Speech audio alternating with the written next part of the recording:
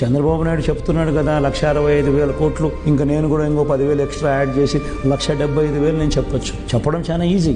నేను ఆల్రెడీ 59 నెలల్లో చేసిన గవర్నెన్స్ ద్వారా దేవుడి దయతో ఆ క్రెడిబిలిటీ అనేది ఎస్టాబ్లిష్ అయింది. కానీ అబద్ధం చెప్పడం కరెక్ట్ కాదు. చేయగలిగింది చెప్పాలి. రాష్ట్రంలో ఏ మేరకు వనరులు ఉన్నాయి, ఏ మేరకు వెసులుబాటు ఉండేది అనేది నేను మాక్సిమం స్ట్రెచ్ చేస్తే, ఎక్కడ కరప్షన్ లేకుండా చేస్తే, ఎక్కడ లంచాలు వివక్ష లేకుండా డీబీటీ పద్ధతిలో మాక్సిమం చేస్తే, మొత్తం బడ్జెట్లోకి స్ట్రీమ్ లైన్ చేస్తే మనం చేయగలిగేది ఇంతకన్నా ఎక్కువ వెసులుబాటు లేదు. అట్లాంటి దానికి నేను 70 అంటే 1,65,000 అంటే దాని అర్థమైంది ఆయన నేను మోసం చేయబోతున్నాను అని క్లియర్ కట్గా అనౌన్స్ చేస్తా ఉన్నాడు.